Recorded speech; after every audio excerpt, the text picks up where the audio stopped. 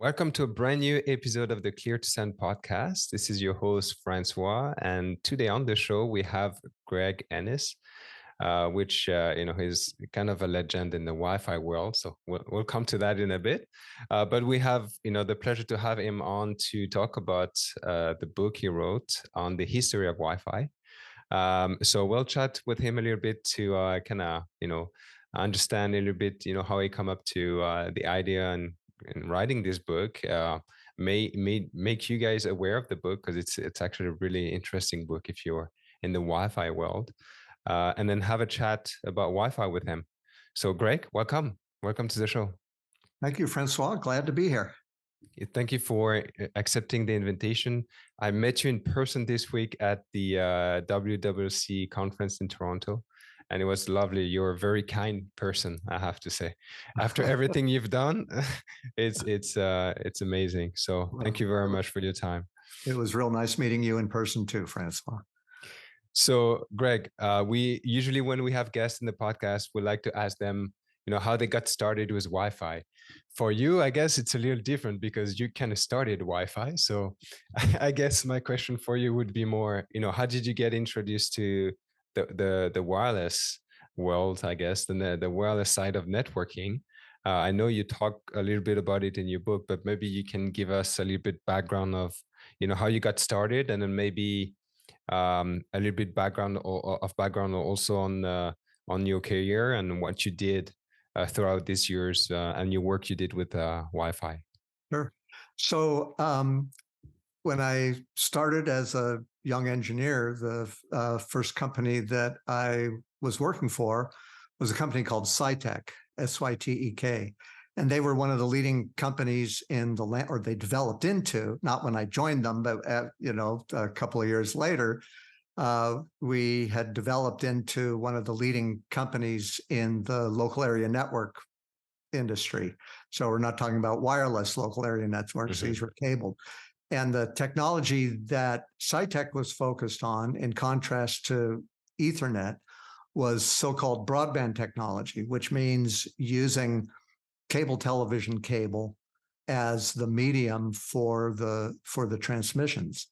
And what that means is using radios. So right from the beginning, as my early days as a young engineer, I was developing protocols really for radio-based networks, although initially these were radio-based networks that were using a wired connection. Mm-hmm. And so that kind of naturally progressed in my career as I left that company and I actually started consulting. But with another person from that company, we ended up getting involved in projects with wireless networks. So still, using radios for communicating, but now using the airwaves rather than cable television cable. And that, I ended up working on some very major projects. It's the opening chapters of the book is about mm-hmm. a system that we developed for the Chicago Board of Trade, the commodities trading floor in Chicago. Major network, and I designed the network for that. And some of those ideas ended up finding their way into Wi-Fi as we got into the IEEE standards. So that's kind of how I got into wireless. That's how you got into it. And then after that, you were actually one of the founders of the protocol that we know today as Wi-Fi. You worked, through the standard bodies, the IEEE, to kind of have that standard, come to fruition. And at the time, you talk a lot about it in the book. Maybe we'll come back to that in a second. But at the time, no one knew that, your proposal was going to be Wi-Fi. It's going to become Wi-Fi. You guys were competing with other companies, other technologies. Right. So it was very uncertain. But anyway, you worked all the way through this. Eventually, the proposal you co-created ended up becoming the foundation for the 82.11 standard that we know of, that we have today. And then you moved on and you started the Wi-Fi Alliance. which at the time wasn't called the Wi-Fi LANs, right? And you can learn about this in the book as well. And then you actually worked for the Wi-Fi LANs for the rest of your career, right? And you ended Yeah, up retiring, working for the Wi-Fi LANs. right, right. So the proposal you were talking about initially there, that was back in 1993 in the Mm-hmm. early days of IEEE 802.11. And it was, me plus two co-authors who developed a proposal. And it was a very competitive situation. IBM had a proposal on the table, and National Semiconductor. There was a company called Spectrix. So there were, initially like 13 proposals, then it got, narrowed down to 5, and then narrowed down further. And ultimately our proposal, which was called DFW MAC, the Distributed Foundation Wireless Medium Access Control, that was the proposal that by the narrowest of margins Mm-hmm. ultimately got voted in to be the foundation for what was to become Wi-Fi. So that was in 1993. So one thing that I found interesting in your book, being more active on the operational side of things, we work as I guess Wi-Fi engineers in the field, designing networks, implementing, troubleshooting. Um, all of this side of the Wi-Fi industry is kind of opaque to us, because we don't get to participate to the IEEE meetings. We don't get to really to be a member of the Wi-Fi Alliance. So for me, it was very interesting to learn about all of the protocols that happens behind the scenes. So when you explain that is specific protocol of choosing one solution, and you guys have different meetings and everyone has to vote, and then you have to go back, and because someone appealed something, and so all of that process was very interesting to me, because I've always wondered, how does it work, Right. behind the scenes. So from someone that's not part of this world, I found that, but still work in the industry, I found that that part to be very interesting. Well, I uh, really appreciate that, Francois, because that was one of my goals, was to describe and to portray what it's like developing standards. And this type of activity, it's not unique to Wi-Fi. Any standard that comes out in the technology industry, is going to go through some kind of a process like that, with very intense arguments among engineers at meetings, and with informal alliances that different individuals and different companies form in order to promote an idea. And it's quite amazing that at the end of this process, we end up with something that can be, that can transform the world like Wi-Fi did. But all standards go through this kind of, and it's a very political process, right? It's a technical mhm, process, but it also is very much people mhm. oriented. It's people working together and collaborating and fighting, and Yeah. and so I really wanted to give people who haven't participated in that world a view into the way that, people say, the way that the sausage is made, right? Hmm. and Exactly. Yeah. so I'm happy to hear you say that that from your perspective, having not participated in that you found that enlightening. Yeah. Especially, I mean, that part of the process is also, you know, important when you guys go to China, and you talk about the relationship within different people, and having different people with different backgrounds kind of being part of the process. That's where you kind of feel like it's also political, not just technical. Yeah. And then you can have that battle with other technologies. Right. Well, in the case of China, it was diplomatic. Mhm, that was the situation we're talking about, 2005, I think.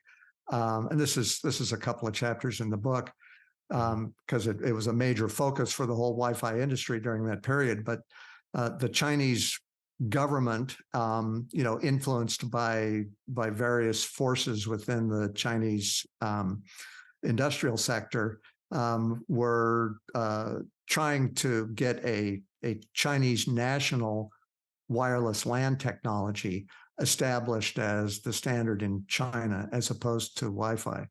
And of course, we in the Wi-Fi world felt this was a mistake, and it ended up being a tremendous diplomatic effort, if I can use the word diplomatic, to ultimately convince the authorities in China that Wi-Fi, for a while the iPhone was explicitly being disallowed in China because it incorporated Wi-Fi. And there were like 1 million black market iPhones that had, snuck into the country that people were using. So it's not like people weren't using iPhones, but you couldn't buy an iPhone there on the, at a normal store or outlet. It was all black market. And ultimately, I mean, we had the help of Secretary of State Colin Powell from the United States, who was negotiating with the Chinese vice premier about wireless, local area network encryption standards. I mean, it was a pretty strange thing to behold. But ultimately, we ended up being successful in convincing China that they really should join with the rest of the world and take advantage of all the things that Wi-Fi had as an international standard. And do you find that today it's a little different? Do you see, like, for instance, Chinese company being a member of the Wi-Fi Alliance? And absolutely, yeah? Okay. absolutely. In fact, there are multiple Wi-Fi certification labs in China.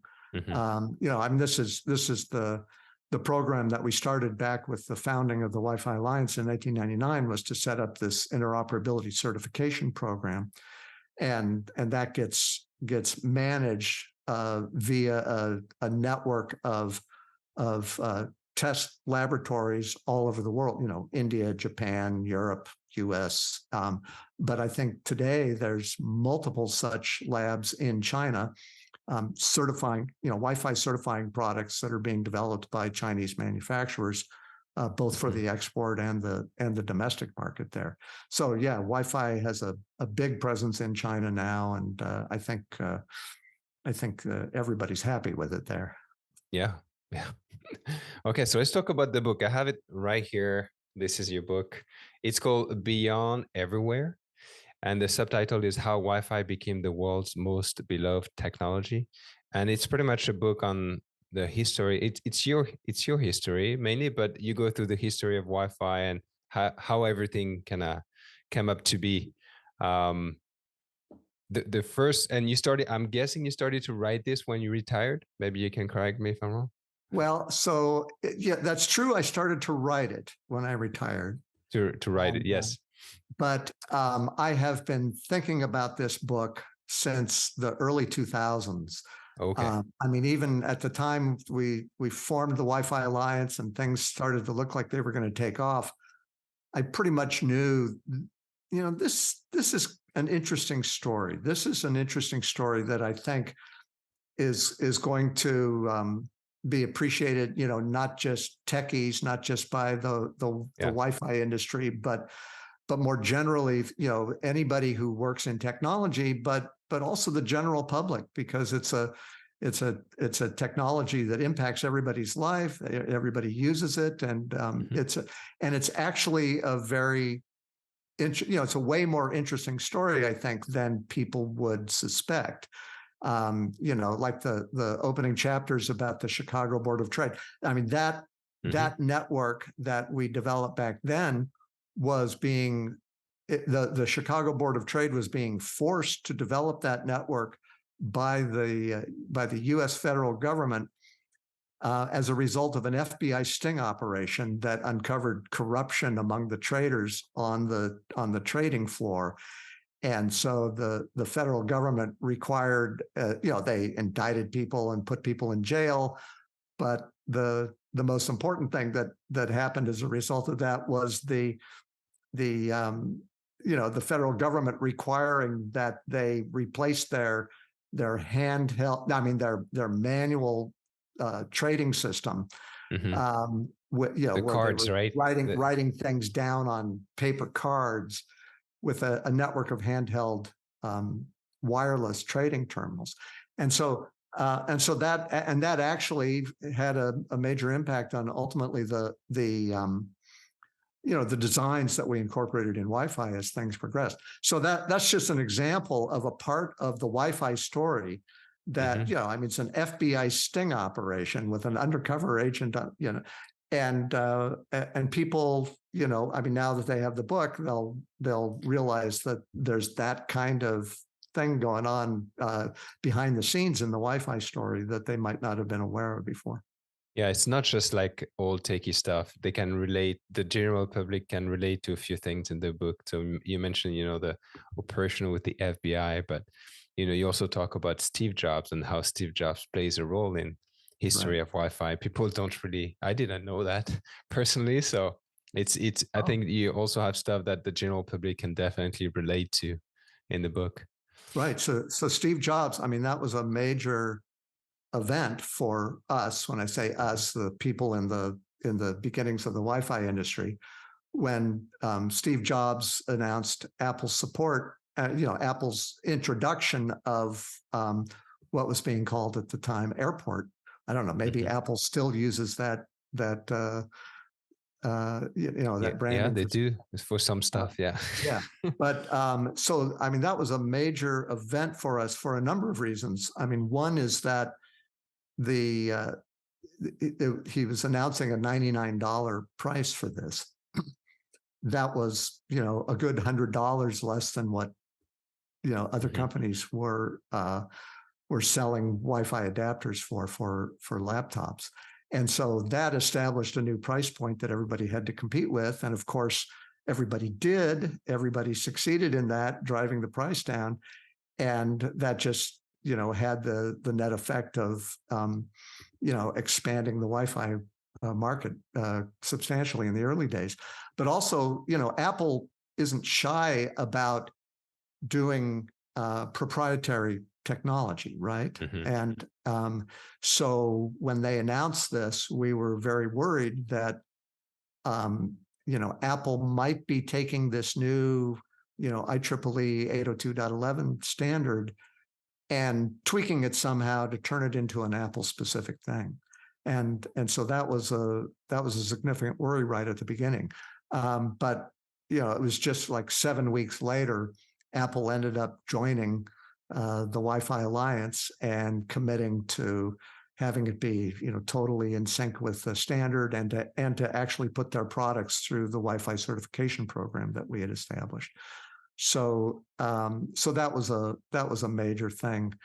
In fact, when we announced Wi-Fi back in 1999 at a trade show in Atlanta, um, we also announced uh, uh, three more companies. I think it was Compaq and Apple, and I'm blocking on who the third, but there were three major laptop manufacturers who were joining the Wi-Fi Alliance at the time, and that was a major thing to show that we were going to have the backing of the computer manufacturers with this.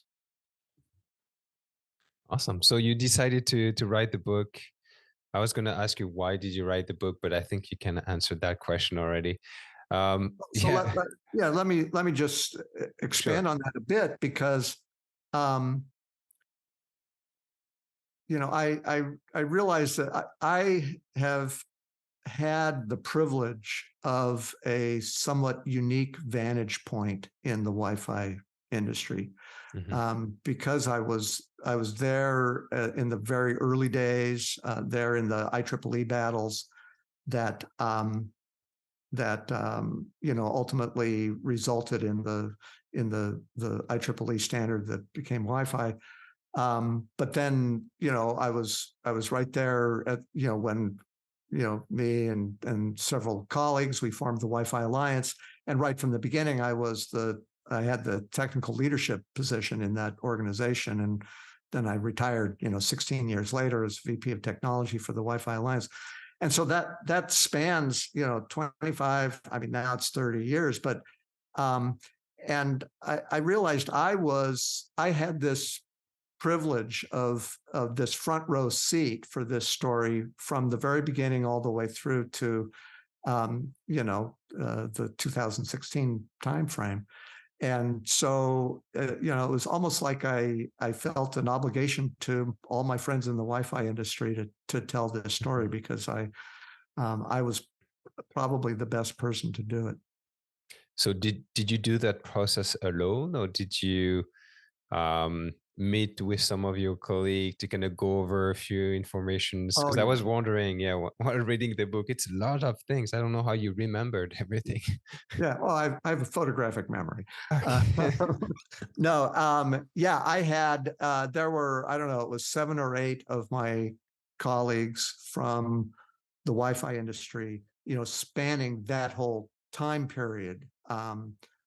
Some colleagues from the beginning days, some colleagues from the middle days, some colleagues from the end days, and they were they very graciously agreed to review drafts of the book Hmm. as I was working on this, and to make corrections, and to offer their comments. And so that was very, very helpful. But then I have a tremendous amount of material from all my years that I spent going through. And actually, the IEEE meetings, are those minutes are all online.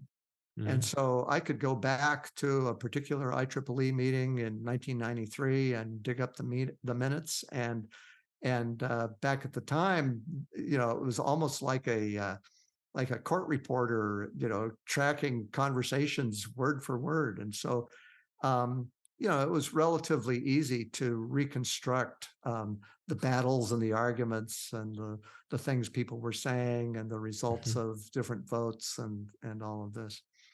So yeah, so I was joking. I have a photographic memory, but there was all sorts of ways that I worked as I was developing the book to make sure that I was telling this story accurately. Hmm. And did you treat the writing of the book as like a your retirement project, or did you go full mode on for like weeks just to make sure you had something as fast as possible? So I worked, I mean, just organizing the material in the book took a Hmm. lot of time.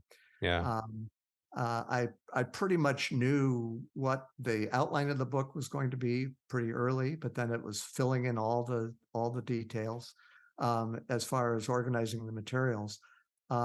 It actually, once COVID hit, right? I mean, Hmm. probably like a lot of people, they recognized, okay, now's my opportunity to get on that book project that I've always had in mind. And so, it was really during that period that I've focused on writing so much. But then, of course, with my publisher, I've gone through a long editing process with them, and Hmm. so, and they recognize that this is a story that could be told to a broader audience than just the technical audience, and so it was really good to get their feedback as well as I was working on this. So how did you find a publisher? Is it someone you knew, or could you? No, Yeah. no. I first found an agent. It took a Hmm. while to find an agent. This is the way that the publishing industry seems to work. The agents are like the gatekeepers, right? Hmm. And it took me a while to find an agent. Once I found an agent, it was just a couple of months before we had a contract with a publisher. Okay. Did you think of doing like a self-publishing book, or you always had the idea of going through like an agent? Yeah, well, I wanted this to receive the right amount of attention, Okay. and I thought it was a story that could appeal to the traditional publishing industry, and sure enough, it did, and we've got a book now out on the market. So did they ask you to reduce the size of the book? I know sometimes when author talks about book, they have a draft and then they have to cut Yeah, it in one third. they absolutely. One of the things that I did in some of my earlier drafts, I mean, as you know, in our industry, there are a lot of acronyms. Hmm. And, I had I mentioned the 7 or 8 people that I had, my industry colleagues who were reviewing the book, but I also had people who were non-technical who reviewed the book as I was working on it. And they would always say, this was really great until I get to this, there's just so many acronyms in this paragraph or something. Hmm. And I took a hard look at that, and I actually did a full pass of the book, through the book, um, removing a bunch of places where I referred to acronyms. I mean, just for example, instead of talking, at certain points, instead of talking about CBOT, the Chicago Board of Trade, I would change that to talk about our Chicago project or something like that. Hmm. And I mean, it's just little things like that, removing the acronyms, that I think, make it easier to digest for people who, Hmm. don't live with these acronyms every day.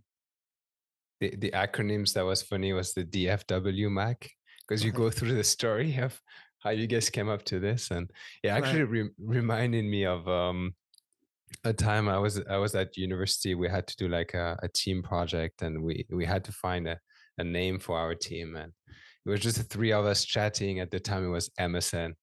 And then one of the guy in the chat, he was like, he in the chat he put BRB, which means be right back. But at the time, me and the other guy, we didn't know what that meant, and we thought he was proposing a name for our team.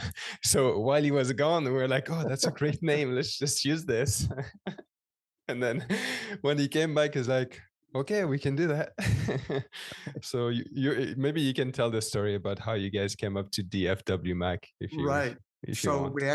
we actually came up with the acronym before we came up with what the acronym stood for.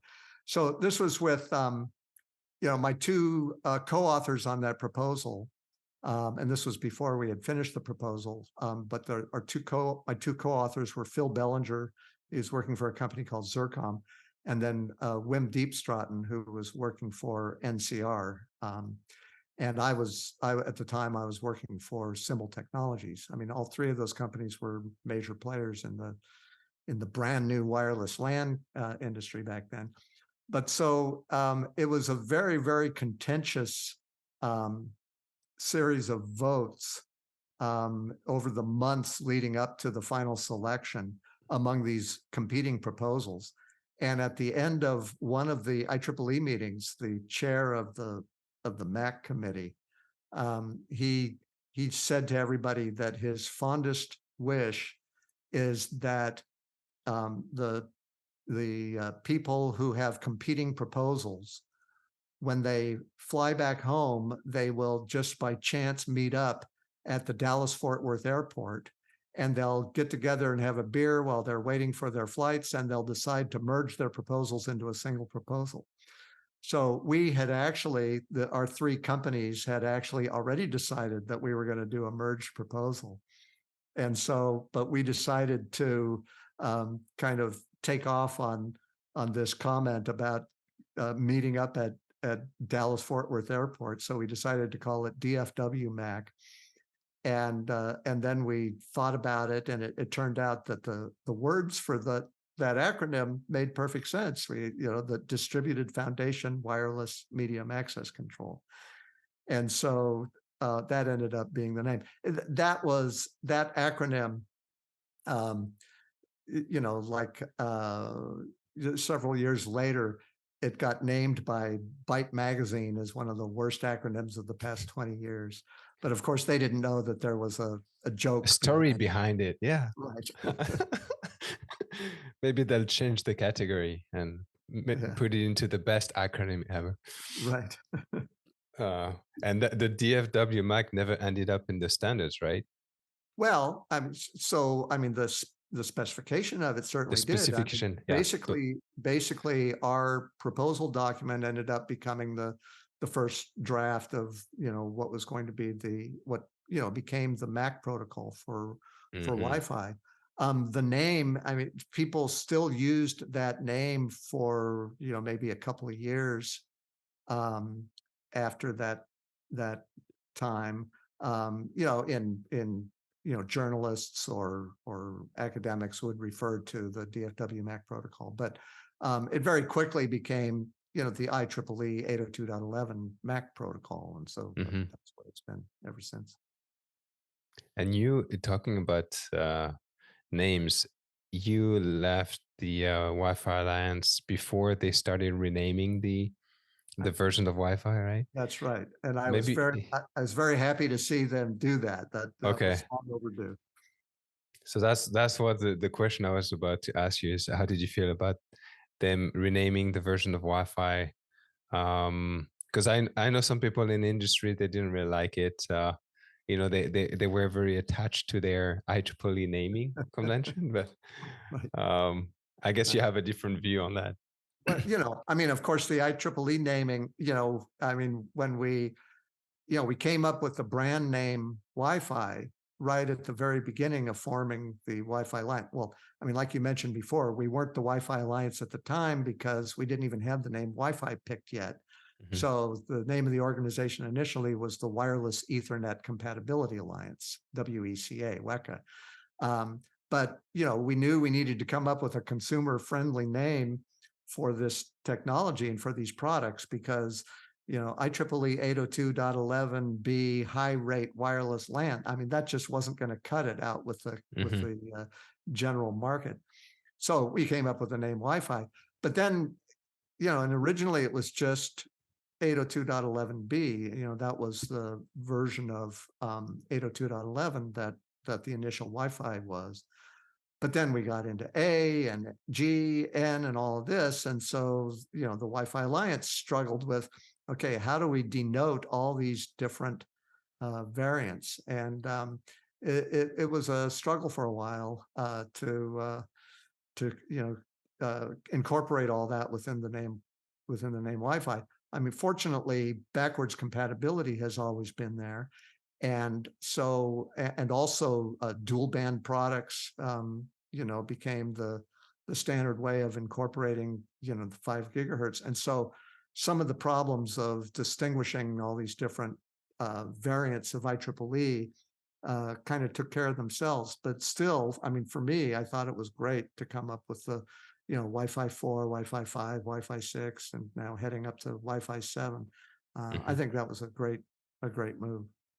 It's not easy and trivial to do. Like I was looking, and other technologies have the same issue. I was looking at Bluetooth today, and they they decided to use like the 1 point or 2 point naming convention. So they have 1.0, 2.0, 4.0, and then if you have the different declination, they would have like 5.1 and 5.2. So it's not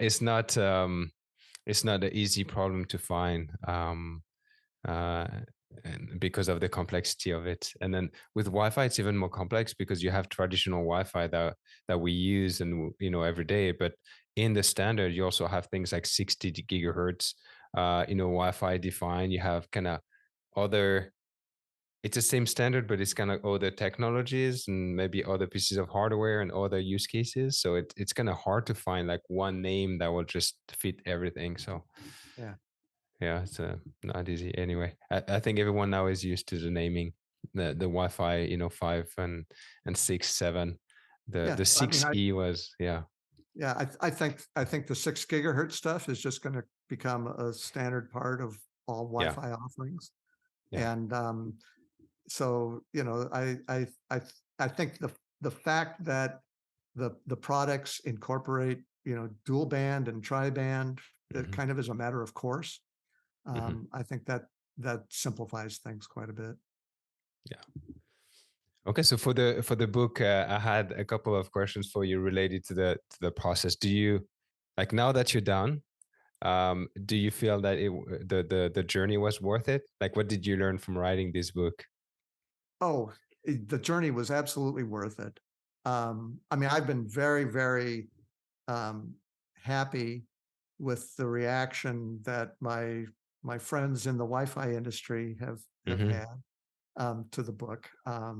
People seem to really enjoy it, and they seem to really appreciate that somebody has made the effort to tell this story because it's a story that we can all be proud of. You know, Hmm. it's a technology that ended up impacting people's lives all over the globe, and it's something that's just going to continue doing that, right? You know, I mean, with Wi-Fi 7, you know, that's going to keep expanding the Hmm. technology horizon for this You'll have to this write another book. yeah. So I've been very pleased with the reaction that I've gotten from the my friends in the Wi-Fi industry, but then also, you know, people are saying in their reviews and whatever that this is something that anybody who has a general interest in technology Hmm. would enjoy reading and would find out a lot about how our technology really gets developed. Because there's a lot of books that focus on a single company and how a single company develops some technology or something. There's books that focus on companies and focus on individuals, but I think that the real way that technology gets developed within our economy is through this collaborative effort involving multiple companies and involving standards organizations and regulatory agencies Hmm. and that's a part of the technology development story that I don't think gets told um, commonly. And that was one of the goals of my book was to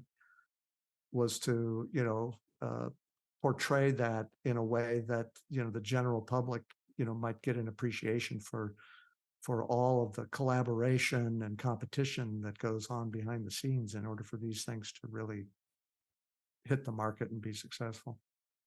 Yes, because you tell the story from your standpoint, but you also mention like every other people that were with you working on and other companies working with you on all of this. So um you have a lot of names. You name a lot of people in the book. So Yeah.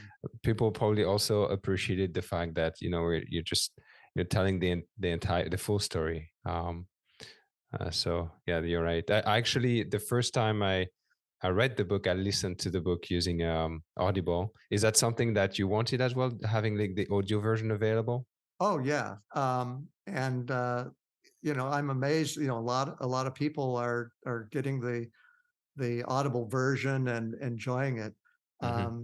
It's we debated having me do the Yes. actual narration, but I realized that would just be a lot of work at a time when I'm focused on a lot of other things.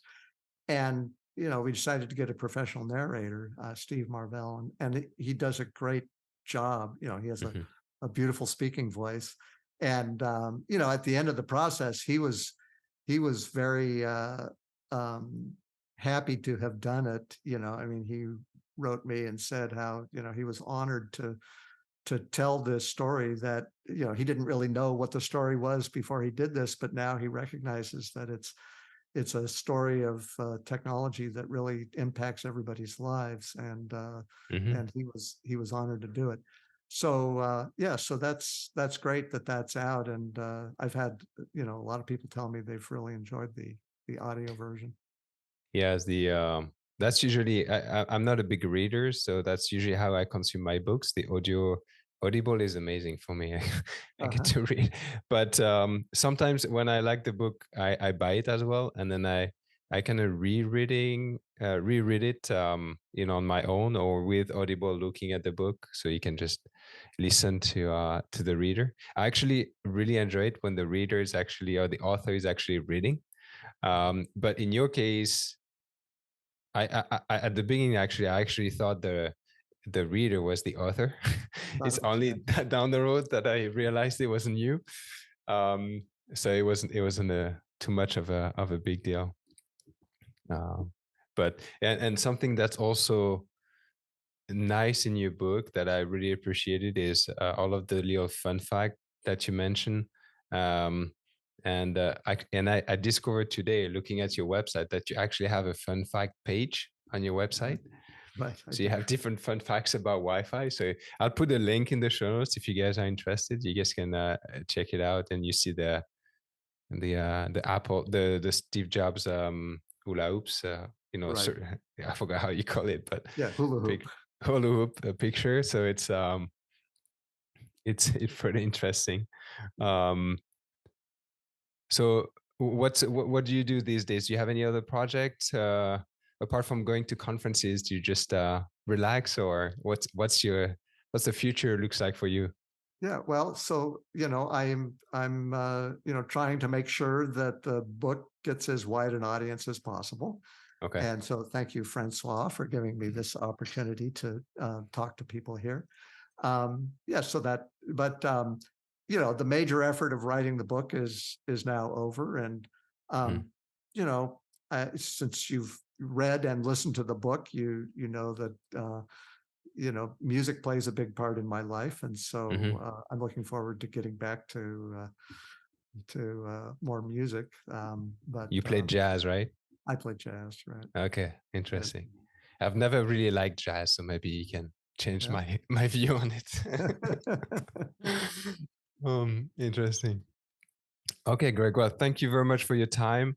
If people want to reach out to you, where should I send them? To your LinkedIn page or to your website? um, Either I would say the website would be best. Mhm. I mean, there's a contact page on there that if people want to reach out to me, that works pretty well.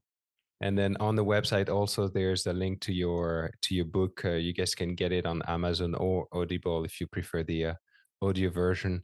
And and it's really interesting. I would invite you guys to get your own copy and read it. It's a very interesting story. And for me, I didn't tell you, but I got into Wi-Fi way later than you. Like I got into Wi-Fi I when it think was the everybody big. got into it way later than me. Exactly. I'm the old guy in the room. Um, I got into Wi-Fi when it was the beginning of 11AC, and I had to kind of learn everything back to the original version. So I actually feel bad for people getting starting Wi-Fi today because they have to. Well, they don't necessarily have to go back, but it helps to go back.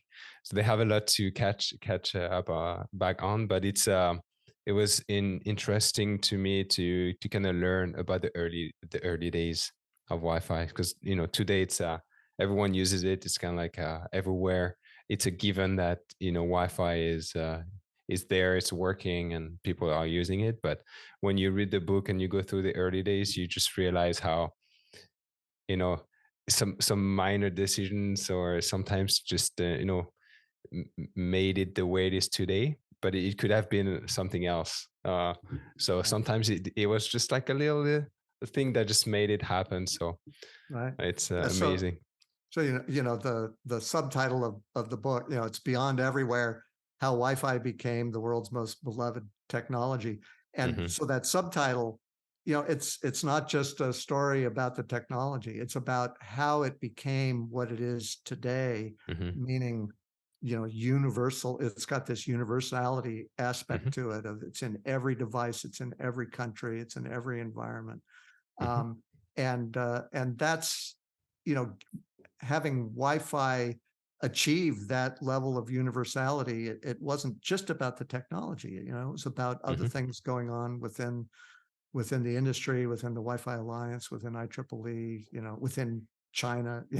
Hmm. And so I wanted to tell that story, not just focus on the technology development itself. Well, thank you, Greg. Thank you for your time writing this book. It's amazing. I think it's useful for a lot of people. So thank you. And then thank you for your time today, for spending time with me and accepting my invitation. Very Well, lovely. thank you, Francois. It was Thank you, fun. Greg. Thank Okay. you.